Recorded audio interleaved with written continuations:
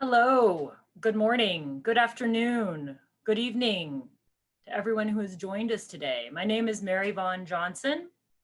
I am the Federal Director of the Pacific Islands Climate Adaptation Science Center, which we will call PI-CASC throughout the coming days. It is with great pleasure that I welcome you. Not yet, sorry. Oh, yes, I'm sorry. So slide transition may be interesting for those of you who are joining us today, but thank you, Rachel, for forwarding my slide. It is with great pleasure that I welcome you to the 2020 Pacific Islands Climate Adaptation Science Summit. I would like to welcome and thank the speakers who have prepared their dynamic presentations on their work, which they will share with us today and tomorrow. And I hope that everyone who is in attendance now will continue to join us for the duration of the meeting. First, as we hear from the climate commissioners from Palau, Guam, and Hawaii in just a few minutes. And then later, as we learn about the efforts and the ideas of research scientists, natural and cultural resource managers working across the Pacific.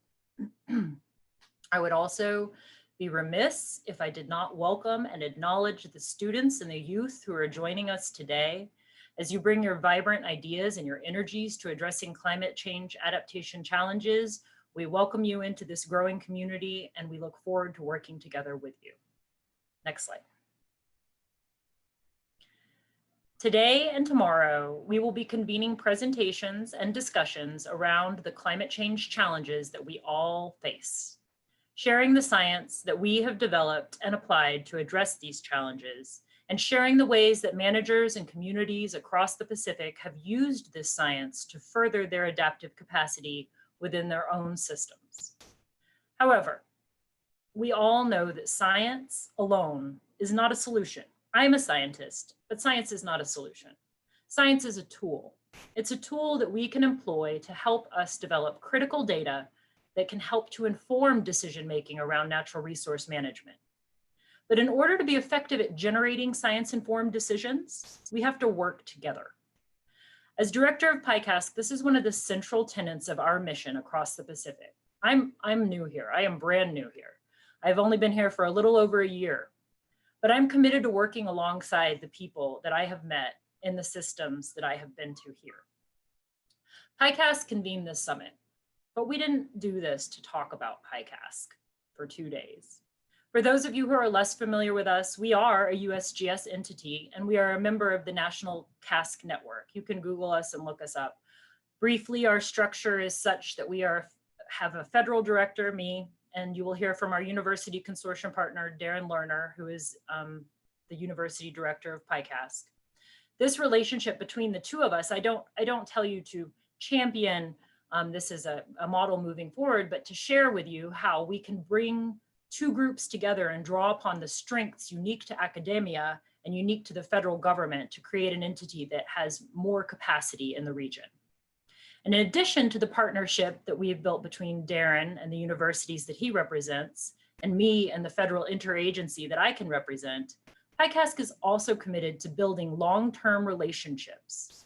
And we build them with our community members, we build them with managers, we build them with researchers, and we build them between managers and researchers and community members in efforts to pursue effective co-production of actionable science. Simply put, and it's funny to say this since I'm talking, but simply put, what we do is we strive to listen to each other and we strive to work together to develop the best solutions. The partners that you will hear from today are committed to this same collaborative approach. As you all know, and as I've said before, no one person is going to solve climate change. Science is not going to solve climate change. A single management action is not going to provide every solution across the region. No, it is us. It is the people who are in this virtual room. It is us working together, coming together as communities, and each of us bringing our best skill sets to the table. Some of us bring scientific capacity, some of us bring management experience, some of us bring political acumen, some of us bring cultural knowledge. But what we all bring in our jobs and to this summit is a commitment to work together towards climate change adaptation solutions that are durable and just, and that have respect for people and for nature. It is a privilege. It truly, I cannot tell you how happy I am that I have the position that I have now, because it is a privilege to be able to work alongside the teams that I have met and with whom I am currently collaborating. And likewise, I am elated to meet the new names and the faces that are in this virtual room today. I am so excited for you to join the conversation. I look forward to exploring the potential synergies that we can build together to address climate change challenges that we share. Next slide. So that's my personal goal. That really is where I'm coming from. And I hope that it's a goal that you share, that we all together are coming here to want to deepen the relationships that we share with the people who are joining this summit.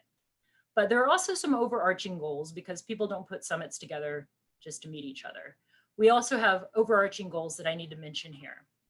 The summit was designed to share climate adaptation actions and priorities that are being acted upon by government officials across the Pacific. It was also designed to highlight the resources and the capabilities that PI-CASC and partner organizations provide to address climate adaptation science needs across our region. You will hear presenters share recent and ongoing climate adaptation research related resource management efforts across our region. And finally, this summit is also a step towards highlighting and strengthening the partnerships and collaborations, as well as identifying the gaps and the places that we have not been able to succeed yet, where we need more actionable climate adaptation science across our region. So I hope that inspires you. And now we're going to get down to some of the nitty-gritty before we actually kick off the meeting. This is, of course, the necessary housekeeping notes. I know that many of you have been to Zoom calls over the past year, so you're familiar with the way it works, but a couple of differences in this one. One is that we will be recording this webinar, and we'll make the recording available through our website. So if you're going to miss parts of it, you can come back, or you can share it with your friends and family and show them your presentation or the presentations that you loved. Due to the large number of attendees that we have here, which thank you, we have almost 300 people attending this meeting today. We will be turning the cameras off and the microphones off for everyone but our moderators and presenters. However, that does not silence you. As I said, we want to be able to listen to each other. So questions may be submitted at any time through the webinar, through the Q&A function, the question and answer function that you'll find on your Zoom panel. We've also turned off the chat function for attendees at this meeting, so you'll have to find offline ways to chat with each other rather than sharing it with the entire group.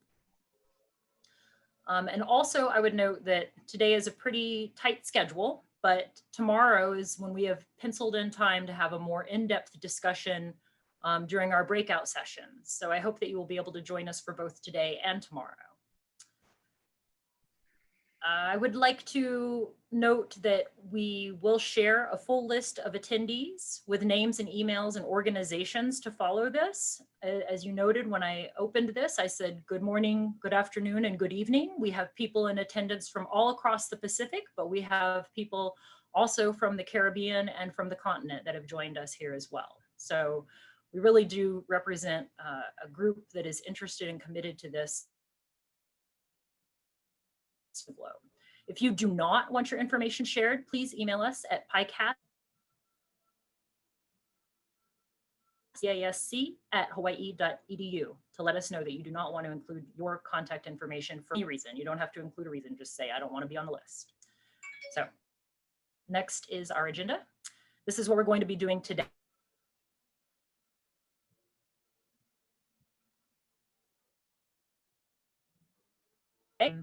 I'm not going to read it to you because everybody that will be quite exciting. We have commissioners from Palau, Guam, and Hawaii who will be sharing their information with us. Before I'm going to Lerner in just a moment. He's sharing the MC duties with me as we move through this meeting. But before I pass it to Darren, I would like I'm sorry, my phone keeps buzzing. I would like to reiterate my thanks. Thanks both to the people who are in attendance today, but also I would like to thank those of you who have helped behind the scenes and have helped to organize this. This is when I would have the room clap for all of you, but it's a virtual clap for Maya, Lisa, Kristen, Rachel, Darcy, Heather, Brad, and of course, Darren. It really does take teamwork to make it all work. So without further ado, and I think right on schedule, I will go ahead and pass to Darren And thank you all again.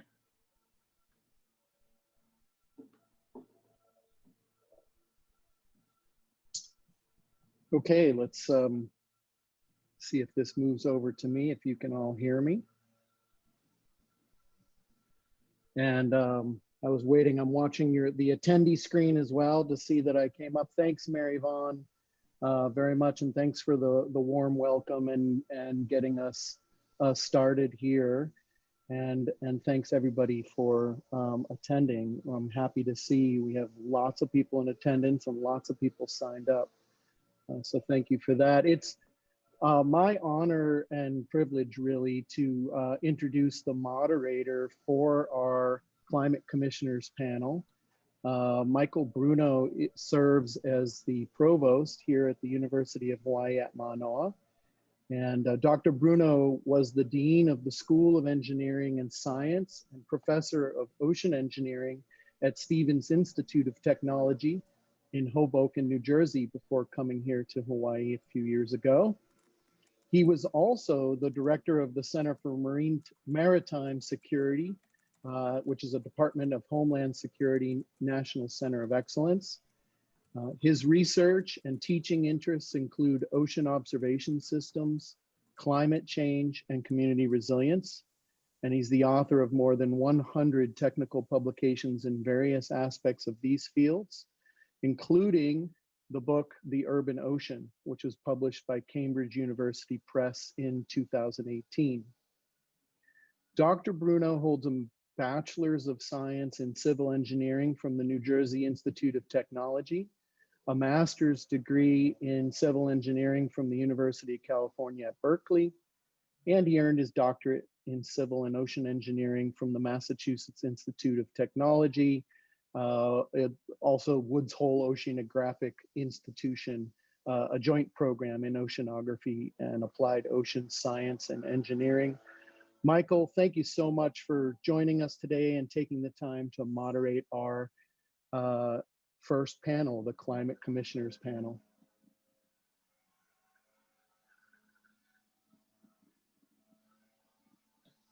There we go. Thank you, Darren. Mahalo for that kind and overly lengthy introduction. We didn't need all that.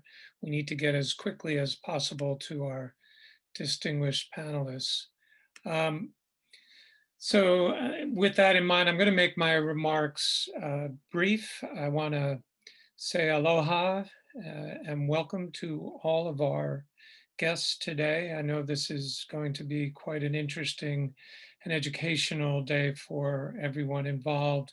I want to say particular thank you to the Pacific Islands Climate Adaptation Science Center and also the federal and state partners that we've engaged with in the important work that we have underway. Together, you are supporting climate science in order to better understand and address the critical and increasingly complex issues that we face, both as global citizens and here as engaged members of the Pacific Island community. The center's work assists cultural as well as resource managers in their efforts to adapt to a changing climate. I really should have said at the start, I really wish we were all meeting together in person on the Manoa campus. That time will come perhaps sooner than we had thought, given the recent positive news about vaccines. I want to say a few things that I believe will become evident as the meeting progresses. Our work at Manoa has for decades focused on the issues and the needs of the Pacific Islands. As I hear often in meetings here at Manoa, the Pacific Ocean is what connects us. It does not separate us. And this connection extends to the issues that we all face together. Sea level rise, coastal erosion, habitat loss, the loss of ancestral lands, and so much more, social justice implications, so-called climate migration, the education of our youth. At Manoa, all these issues and more are prominent in the work that our faculty and staff and our students are engaged in. We created recently the Institute for Sustainability and Resilience to try to bring all of this work together and have threads connect them so that we could work together to put their efforts in education and research to good use out in the community. So turning to the goal of this discussion panel, it is really an opportunity for officials from the Pacific Islands to describe their government's efforts and the science needs related to climate adaptation, particularly for natural and cultural resource management. So let me describe the format. I'm going to introduce each of our three panelists one by one. So after I introduce a panelist, that person will take about 5 minutes to provide some opening remarks, including the focus of their commission, their agency. We will go through each of the three. I will then moderate a question and answer session following all of their remarks. And we are encouraging the audience to submit questions and comments through the webinar Q&A function. So let's begin. Our first panelist is Evangline Lujan. Presently, Evangline is a senior regulatory analyst with the Guam Waterworks Authority. Evangline has been appointed as the chair for the Governor of Guam's Climate Change and Resiliency Commission and the co-chair for the governor's Guam Green Growth Initiative. He also serves as the focal point for the Micronesia Challenge for Guam. She started her career in government service as the GIS, that is the Geographic Information System Manager at the Bureau of Statistics and Plans, and was the administrator for the Guam Coastal Management Program. Evangline received her Bachelor of Arts in Mathematics from the University of Guam and a Master of Science in Engineering from the Arizona State University. Welcome, Evangline. Fide, thank you so much for inviting me to participate in this wonderful summit. I'd really like to thank Dr. Romina King. She's been a great partner in this, in all the work that we're doing as part of the commission. So thank you. Thank you, Romina. Next slide. I'll like to start telling you a little bit about what the Governor of Guam has looked at in terms of how we're going to address climate change for Guam. In August 8th, she signed an executive order establishing the Climate Change and Resiliency Commission. Dr. Romina King is the vice chair. I'm the chair. The mission is really to develop an integrated strategy to build resiliency against the adverse effects of climate change and reduce contributing factors such as greenhouse emissions. Next slide. One of the things that we are charged to do is look at the outcomes of climate change related to energy, which includes renewable energy as well as conservation, the water resources, that includes the managing the aquifer, surface water, water quality, and impacts related to drought. And this is where I think engaging the utilities, which now I am a part of, into this discussion has really been beneficial, I think, in looking at the practicalities of what the impacts are to providing water to the community. Another mission is the oceans and land resources. That includes coral reefs, fisheries, forests, mangroves, but it also includes, interestingly enough, our economic driver, which is tourism, and the ability to utilize recreational activities and the impacts of erosion control. Infrastructure and community resiliency includes storm preparedness, sea level rise, construction standards. Developing planning includes things like recycling, transportation, economic development, and sustainable planning within communities. One of the things that COVID has shown us is that we really need to pay attention to food security, Being an island where everything is brought in, it really is important that we produce our own food when boats and planes cannot necessarily come to Guam. So it includes agriculture as well as fishing. Public health and safety has risen up as an important component of addressing climate change impacts, as well as greenhouse emission and carbon footprints. Next slide. Membership includes myself, the chair, and Dr. Romina King as the vice chair, the administrator of the Guam EP, Guam Environmental Protection, the director of Bureau of Statistics and Plans. There are 2 members that are from the public that are appointed, as well as the chairman for the Guam Legislature Committee on Environment as part of the group. We also have a group of stakeholders that are also engaged. Each of those outcomes have a different separate stakeholder group. We are just sort of at the beginning of this stage, so some of the membership is just starting to get together.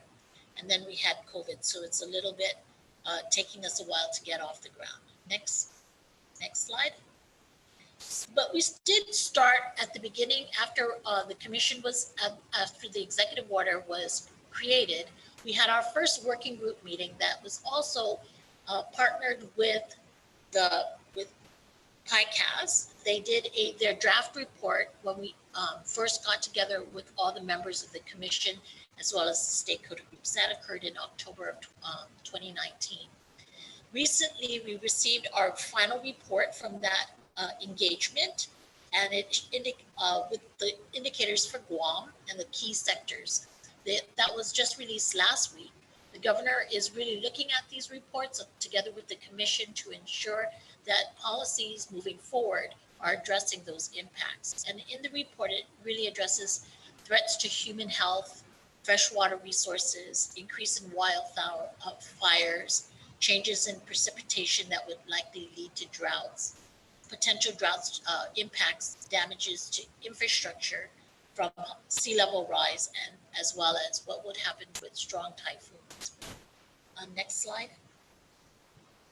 We also, Dr. Romina King did, as part of the combined meeting, vulnerability assessments of built infrastructures on coastal bays. This study was also released to all the planners of Guam during the planning season.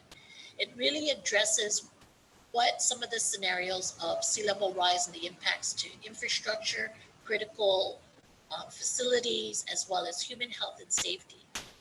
One of the recommendations from that study is really trying to establish a financial sustainability option so that the societal needs are met for safeties of businesses and individuals. What really rose to the top, which was kind of interesting for the community, the planning community, the policymakers and our commission, was in order for us to address the impacts of climate change, we really need to look at society and poverty as an indicator of the quality of life that we are living. Next slide. So as was mentioned, I'm also part of the governor's Green Growth Initiative. What they have done is similar to the Hawaii Green Growth Initiative.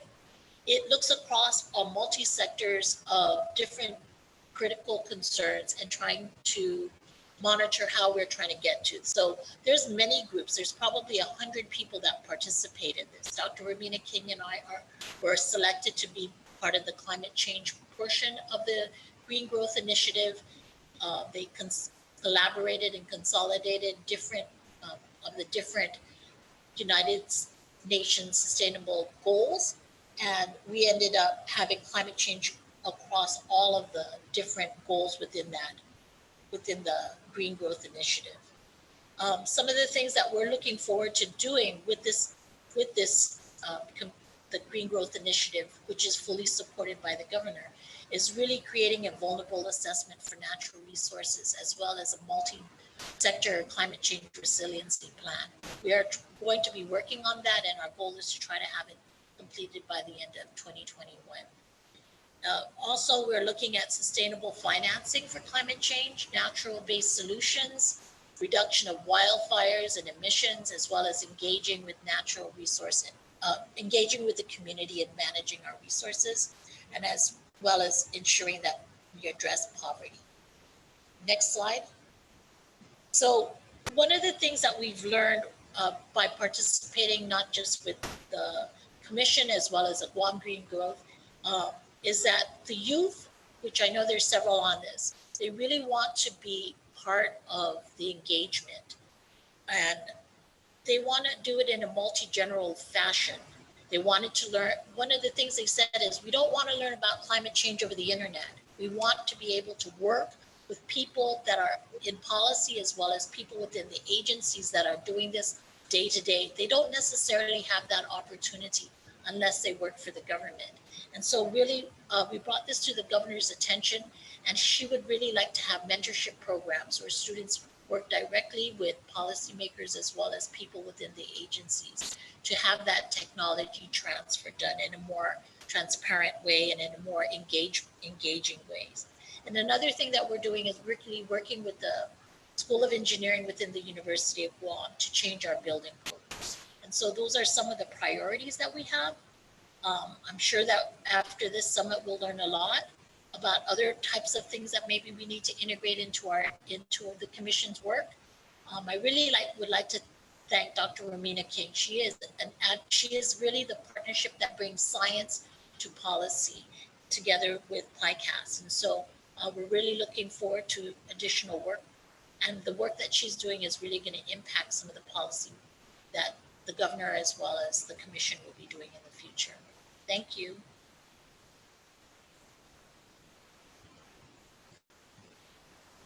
We have our contact information there. So if you have any questions, please feel free to contact us. Thank you so much.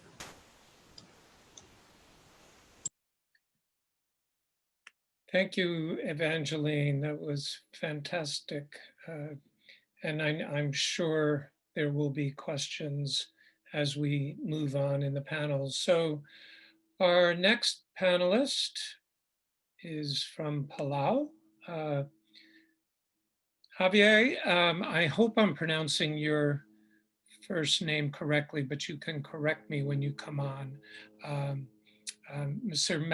Matsutaro is the head of the Office of Climate Change and the National Climate Change Coordinator of Palau. He's also the focal point in this role to the United Nations Framework Convention on Climate Change. His current role is the coordination of the implementation of the Palau Climate Change Policy for climate and disaster resilient low emissions development. They support public awareness on climate change and accessing climate finance, as well as developing and sharing national reports on climate change and representing Palau in all regional and international meetings. Welcome.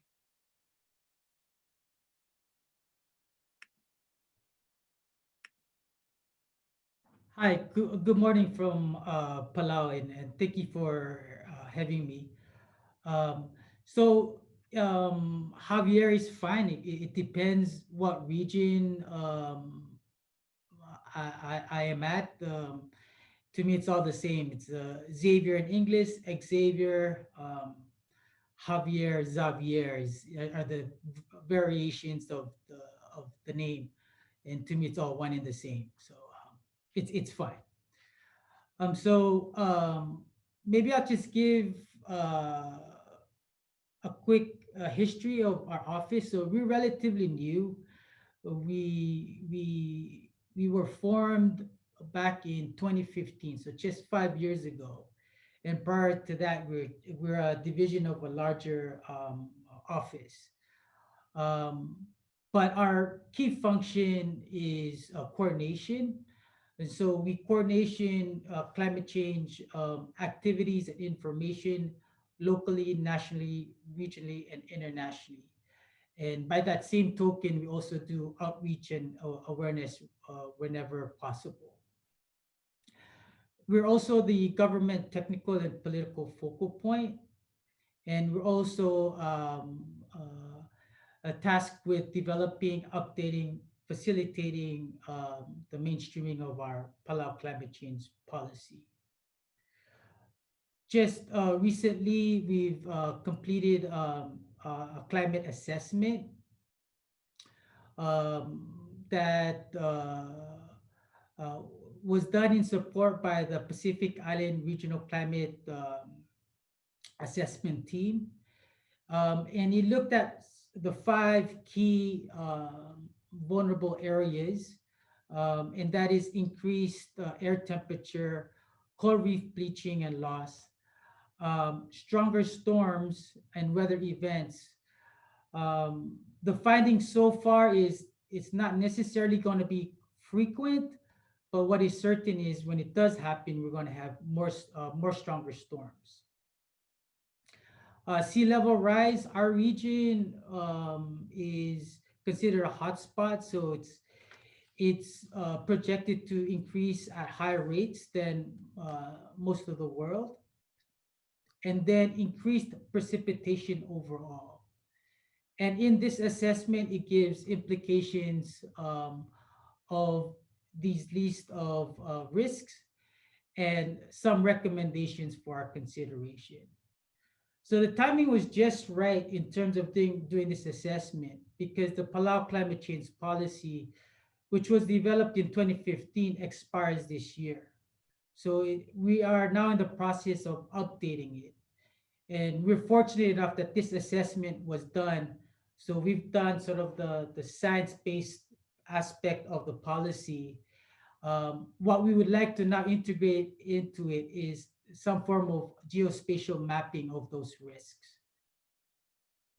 That in the process of updating this climate change policy, we're looking to also update the vulnerability assessment, look at the action that has been done so far, basically a to-do checklist, and updating it based on what's been done so far. If sections of the action plan needs to be edited or changed, modified, added, in order to reflect the current sort of vulnerabilities that we're facing today.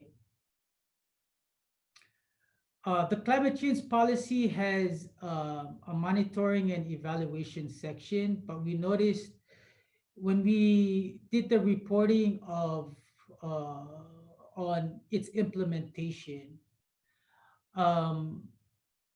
we really focused on the language to be broad and inclusive. But on the flip side, it was really hard to measure anything. So I think this time we're looking into keeping it uh, specific enough, yet broad enough, so that you can actually do an evaluation of the adaptation mitigation interventions that we put in place. And what we're looking to do to in this updating of the policy is to also programming in impact assessment. So evaluation, if it is more on evaluating the outputs of the policy, but we really want to see sort of the outcome of those outputs. Did it really, if we installed, you know, we do have those dry spells, and particularly during El Nino season. If we installed rainwater tanks as a result of it, what we would like to know is, has it been useful to the community? Have they been, as a result of this output, has it actually been a source that the community actually utilizes, in addition to the public water system that the government provides? So that's one example of that.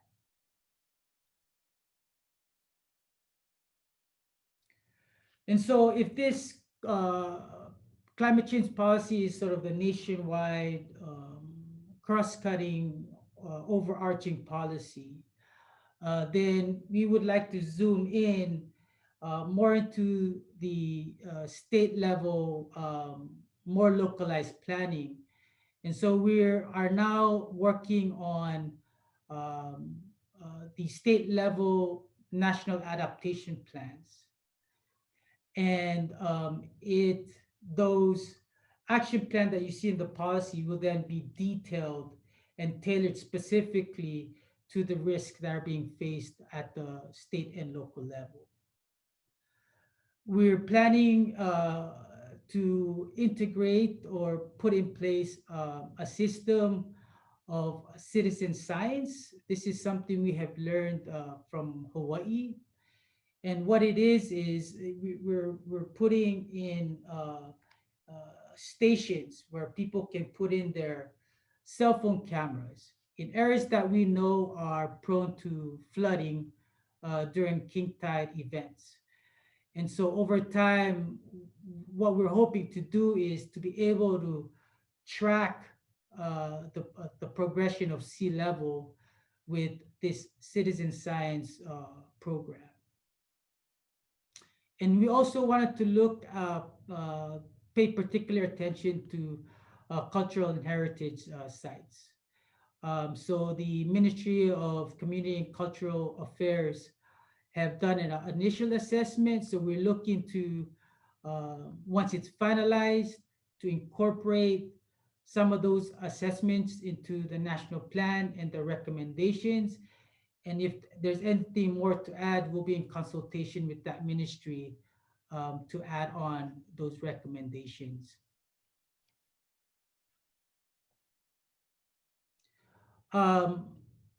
For the citizen science, tracking the sea level, we're working with the School of Ocean and Earth Science and Technology, SOEST. They're helping us with sea level forecast. So they alert us when the sea is higher than normal. And right now, our office have been the main entity that's capturing these higher than normal sea levels.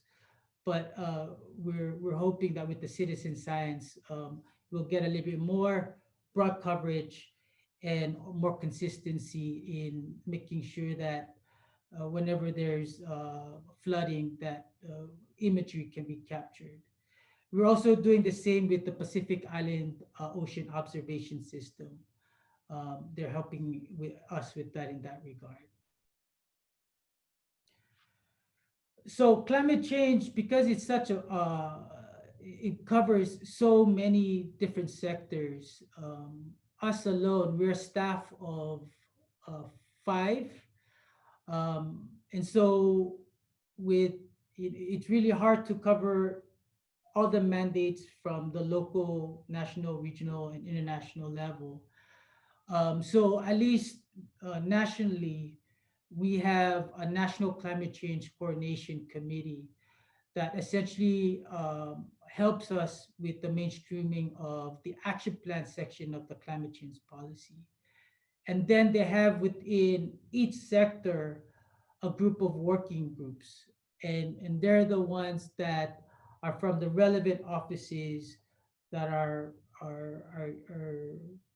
doing the work, providing reports, insights, feedback to the National Climate Change Coordination Committee. Then it comes to us. So that way we can monitor the progress of the issues and the work at hand. So I've spoken about sort of the national level to the local level to the coordination mechanism. And I just wanted to zoom in a little bit further to a specific project that we are involved in and have been for a while. And finally, this year, it came into fruition. And sustainable development has been something we've been quite keen in doing. But while there's interest in it, there's a level of uncertainty of actually trying to apply it. So we wanted to start small by honing in on a concept called, which is a sub part of sustainable development, Complete Streets is this project or sets of principles that we wanted to integrate into our main town area, which is Koror, and now it's also Irai. And it's because the roads are auto-centric. So the idea is to build sidewalks, bicycle lanes, and also put in place greenery for beautification purposes, as well as to have a dual function as an adaptation measure. So on the adaptation side, the idea is to plant trees, to have permeable sidewalks, to have bioswales, to help control runoff, and that is in light of the projected increased precipitation overall. So we really need to start thinking about flood control. Palau has a high prevalence for non-communicable disease. And so it's also an effort to get people to be more physically active. And if people are healthier, then they can better cope or adapt to the changing climate. So in a broad way, that's the link with the Complete Streets. Just wanted to touch upon some of the science and research adaptation needs. So we're very fortunate that just recently we've been able to, through support, now have LiDAR technology that we can use for our geospatial maps. So it'll improve our current map resolution from 1 meter resolution to, I think with the LiDAR, once we use it, the contour lines will be about 15 centimeters. So that's a big improvement. So with the maps that we have now for sea level, we can then have maps that are a little bit more accurate.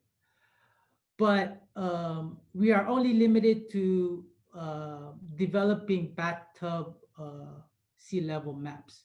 What that means for people that might not be familiar is it just assumes that sea level will rise equally everywhere. But when you take into account different terrains, slopey terrains versus more flat terrain, if there's rivers, groundwater systems, all of these different environmental factors influences the sea level in localized area. So one of our needs is to do dynamic sea level modeling. It's something that is a new territory for us, and we could certainly use some support there. Thank you. For one more, then for the Complete Streets, we have engineers, we have urban planners, engineers, architects, but we don't have landscape architects. So, we could use some technical assistance on landscape landscape designs to best utilize project sites to help control runoff. Thank you, Javier. That's it. Yeah. Thank you. We're going to come back to questions. I want to get to our third speaker as well. Thank you so much for your comments. Really interesting. And I can tell you that they were really interesting because we had a number of questions come in while you were speaking. So thank you very much. Our last panelist is Suzanne Case. Suzanne is the co-chair of the Hawaii Climate Commission, and is also the chair of the State of Hawaii's Department of Land and Natural Resources. Suzanne is a 28-year veteran of the Nature Conservancy, where she worked in native forest stewardship, land protection, and coastal and marine conservation, directly and through collaborative partnerships throughout the main Hawaiian Islands, Palmyra Atoll, the Western United States, and the Asia Pacific region. Suzanne, welcome. Thank you so much, and it's really an honor to be among everyone today.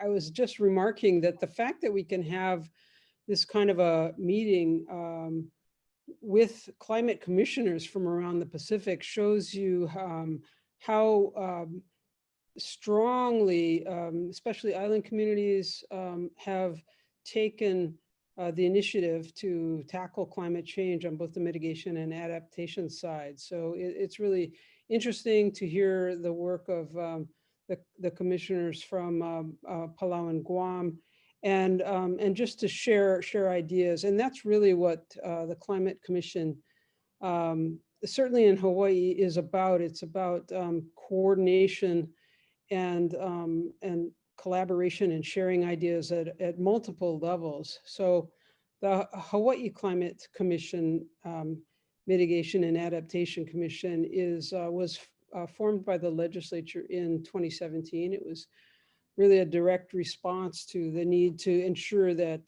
states within the United States stick with our Paris Agreement goals. And so it was passed by the legislature and signed into law by Governor David Ige. And it's a 20-member commission. It's a high-level commission and multi-jurisdictional, including legislators and representatives from the state agencies, the county planning directors, the Department of Land and Natural Resource co-chairs the committee, along with the head of the Office of Planning. And there are several mandates, and that is really to provide policy direction and facilitation and coordination and planning among state and county agencies and federal agencies and other partners, and to dialogue with the legislature. So it's a way to build bridges among even the entities responsible for dealing with climate change. And it does not direct the work of each individual agency, because there's a lot of work going on in all of these agencies, like the Department of Transportation or the county planning departments, and the work of the legislators in setting policy direction. But it is the body that really coordinates it all. We have one staff person that's the coordinator, and but the work itself is really done by all the member groups. We have a mission statement, and that is that the Hawaii's Climate Commission recognizes the urgency of climate threats and the need to act quickly.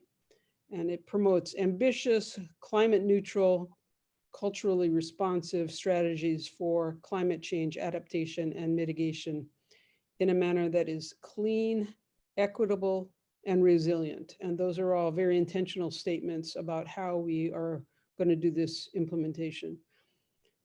We've got two main priorities, obviously. On the one is mitigation. And in particular, we, after some review, determined that really we were actually quite far along in our renewable energy goals. We've established very ambitious renewable energy goals, and we are very much apace with them. And so the big gap that we saw was in ground transportation, still extremely dependent on fossil fuels. And so how do we really make a pretty significant flip in that way that we get around so that it's a climate-friendly way to get around.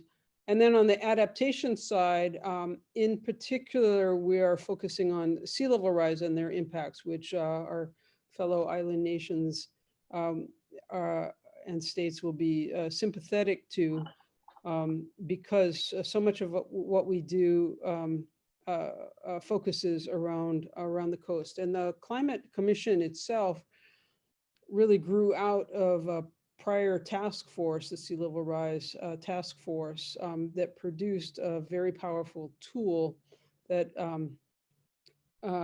is aimed at helping to plan for the impacts of sea level rise. So our initiative is really focused around, it's called Climate Ready Hawaii. And so again, this adaptation work is tied to resilience. And so we're looking at using nature-based solutions and cultural practices and integrating them into climate adaptation and resilience in both ecosystems and communities. And then we're trying to develop actionable science tools for state and county government to really take the science and put it into policy and action and implementation. So we're focused on putting together guidance for community planning on sea level rise based on the latest science and projections, and the sea level rise guidance for parcel permits based on the recommendations of this sea level rise adaptation and vulnerability report, and then a climate risk roadmap for governments to incorporate and deal with risk to physical infrastructure. We are piloting projects that use nature-based solutions for the protection of coastal roads, of which we have many that are right along the water and in high-risk areas, while restoring public beach access. And we are working on information portal on climate adaptation. So we're trying to maintain our understanding and applicability of the latest and best information on climate and sea level rise risks. We have a website, climate.hawaii.gov, which has it assembles all of this information in a central location. So I recommend that to you. Some of our science needs going forward are to produce a baseline inventory and tracking of resilience metrics for implementation, and also to establish goals, which really are policy based on science for resilience. And so we need to be able to track our progress in implementing climate change mitigation and adaptation efforts, and that obviously needs strong science to do that. And I think I will pause here because I know we have some questions coming in and I want to leave some time for those. Thank you, Suzanne. Terrific remarks, very illustrative of the work that's going on here. Yeah, we do have a number of questions. Obviously, it's always difficult to choose, but I'm going to go to each of you one at a time with a specific question. I'll ask you each just to keep your responses to a couple of minutes, 2 minutes, 3 minutes, because we're nearing our time. So Vanji, Yes. there was an interesting question, one that has come to mind, at least on my part, for here in Hawaii, and that is, are there any links or collaborations between the Guam Climate Commission and the military on Guam? Thank you for that question. So they are linked in the working groups. So each of the working groups chairs can choose anybody in the community to participate, and they are engaged that way. Not just the military, but also federal agencies that are part of the community on Guam as we look at adaptation. adaptation and restoration. There's a third of the island is federal, and then the rest of it is private, and the part of it is government in Guam. So really engaging in that way. So there's no specific person like, oh, we're gonna have a military person or a federal person on the commission, but they're all part of the different working groups that we have. So in the working group related to water, which I'm also a part of, we do have a regular meetings with Department of Defense related to water resources, because we all share the same aquifer, we all share the same surface water sources. And so we do have technical working groups that exist throughout for watershed work, restoration work. So we're a small island. I think that we just naturally have friends that are part of the Department of Defense community that are doing natural research work there, or infrastructure work or things. And so they get engaged that way. It's more of a partnership, as well as ensuring that they're a relevant stakeholder in all of the issues that we're discussing. Interesting. Thank you so much. Javier, there was a message sent in response to some of your comments about the Complete Streets initiative, and especially with regard to trees, that the USDA Forest Service might have some programs that can assist. So I don't know if you got that yet, but I'm sure the organizers will get you that information. It came up soon after your talk, so I just wanted to let you know that. But for you, a question: are there any examples of nature-based solutions for your community, and maybe some of the atoll communities that you're aware of that maybe you can mention to the audience? I know it's a very wide-ranging question, but there seems to be particular interest in nature-based solutions.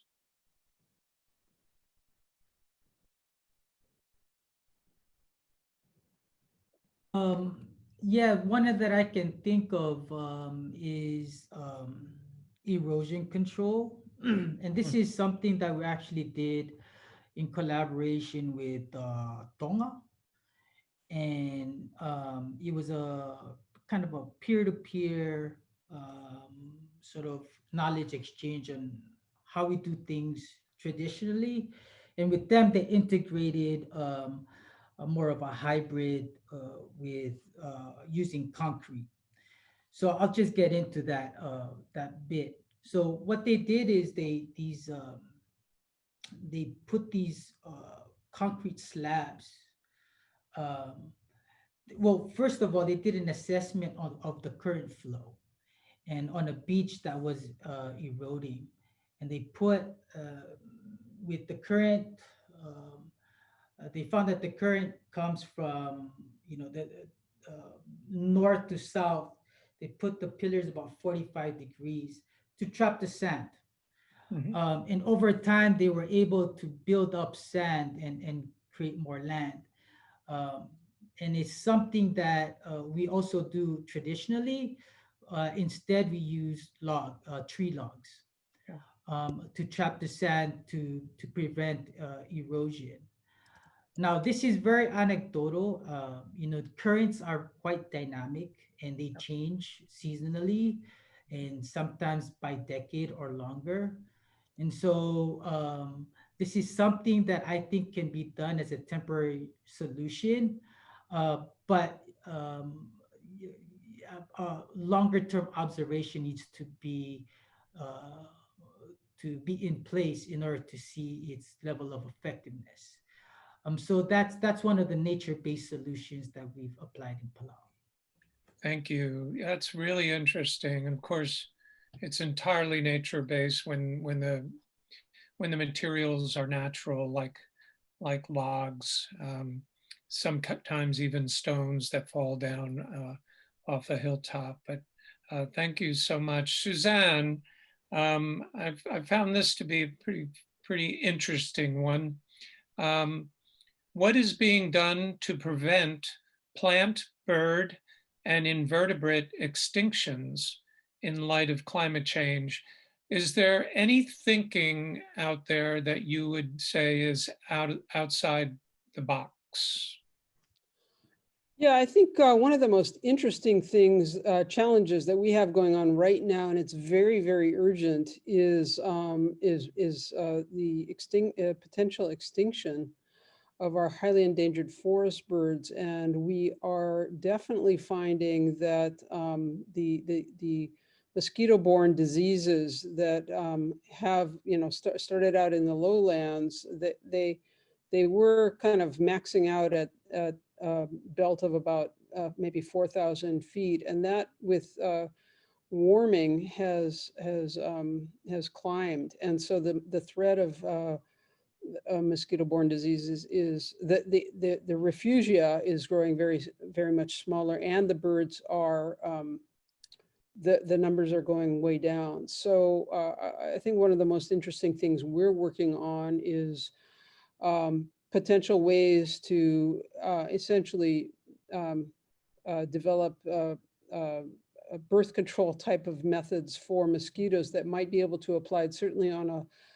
localized basis, and maybe even broader. There are different kinds of mosquitoes, and some of them carry diseases that impact humans more than birds, and vice versa. But the methodologies we're exploring could be translatable for either. So we're working pretty hard on that. It's complicated. It's going to take several years to actually get work going on in the field, but I think that's very promising. It's the timing is very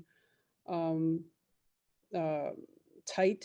I'm not sure we're going to make it for all the species we're trying to protect, but that's one very, very interesting one. Yeah, we are in a race, aren't we? Yeah.